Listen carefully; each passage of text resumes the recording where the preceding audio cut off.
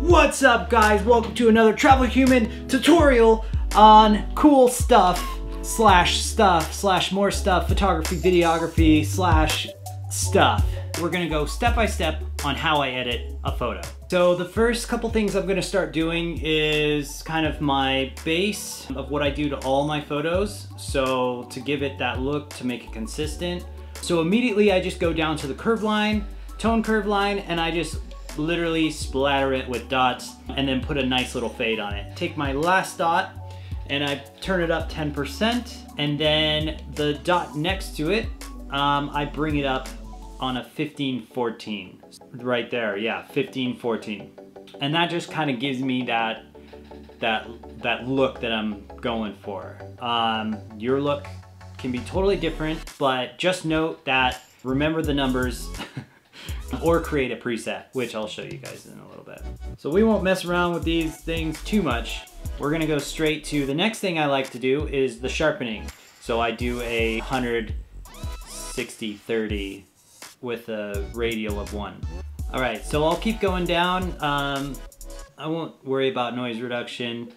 I'll go down to post-crop vignetting. I like to add a little vignette to all my photos. And then another thing I like to do is grain. I like to add a little bit of texture to my photos. So the grain I'll add is about 13 per photo.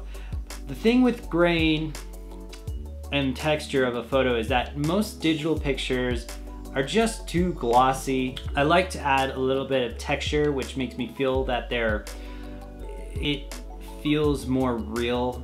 Now on something like this with a lot of contrast between shadows, I'll actually soften everything by lowering my contrast.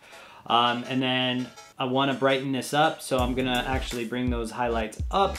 My shadows are gonna come up too, because I don't want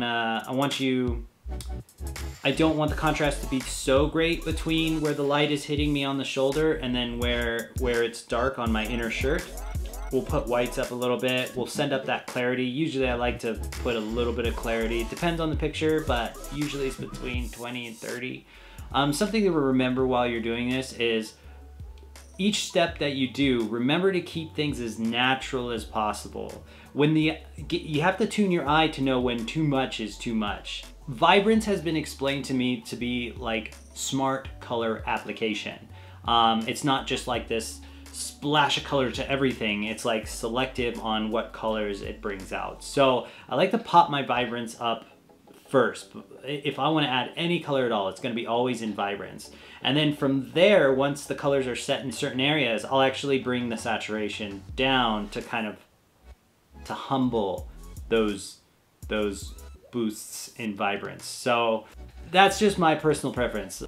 So now we're at split toning. So basically I'm gonna put my highlights orange and my shadows teal and kind of balance them out to where it looks good. So I'll actually, once I set the initial colors, I'll go to balance and kind of see where I want that to lie. And usually I lie it more on the orange, just because it looks better. But Morocco made me do a lot of orange and teal because it just had the tones for it. So you'll see on my Instagram I did a lot of orange and teal photography or edits. And then finally at the bottom we're gonna do the camera calibration, where I'm gonna kind of bring down that blue and increase the saturation on it, bring out that blue and orange. And then also in the red, for this particular photo, the reality of the sand, it was a little bit more on the orange side, orange reddish side. So I want to actually bring that out in the photo to be as natural and as real as possible. So I'll bring those colors to where I remember the color of the sand was, and I'll use camera calibration to do this at the bottom. You can also use HSL or hue, saturation, luminance to adjust and fix colors, but for right now we are not going to do that. We're not even going to touch it. That's usually the last thing I do, because a lot of times I don't need to do it unless I'm looking for particular colors. All right, so this photo is a little dark, so I'm gonna boost up those highlights a bit, just kind of to bring it out. I feel like usually when I edit differently depending on the platform I'm posting on. Like if I'm posting on Instagram, I always kind of edit brighter. So I'll boost the highlights on that. Because a lot of times people are seeing the photo on such a small screen. So I really want things to kind of pop. So I'll boost those highlights. So I'll either boost the highlights or boost the whites or just kind of make it more fresh. And that's what I see with Instagram. It's all about mood, like what kind of mood you're presenting. All right, so there's some uneven coloring going on, most likely from my ND filter. So I'll correct this with a gradient tool.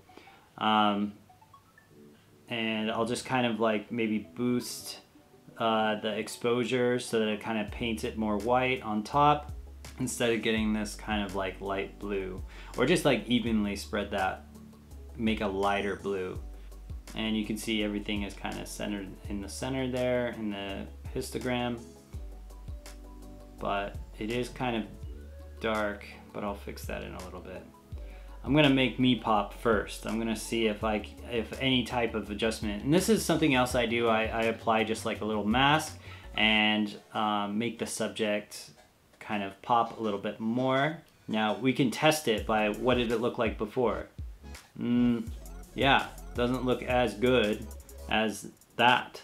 I'm gonna bring down my blacks a little bit more because I thought it was popping a little too much, but I think that's a pretty good right there. All the detail is there, and it's very obvious. It's very easy to the eye, especially on smaller screens. It's easy to see what's going on.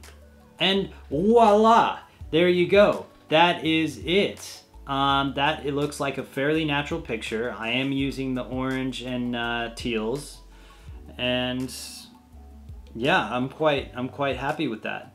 So if you guys want this to make this a preset, you actually go all the way up, you hit this little plus button, and new develop preset pops up, you name it, and you are good to go. Appears in your user presets, and at any time, like let's say we just reset this photo, we just hit it, and boom, just like that. It's instantly edited and saves you incredible amounts of time.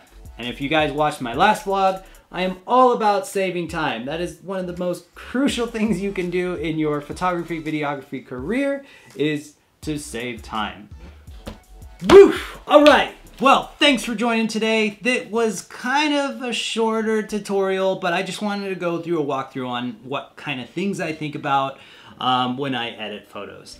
I'm gonna do plenty more tutorials in the future, trying to help you guys out, maybe a little bit more specific, like how to delete people out of photos. Oh, darn people. And then also, coffee. Sorry, distracted. It's just sitting there. Anyway, comment section, use it, ask any question. I'm answering every single one, and love you guys. Thank you for all your support, and I hope to see you guys in the next video.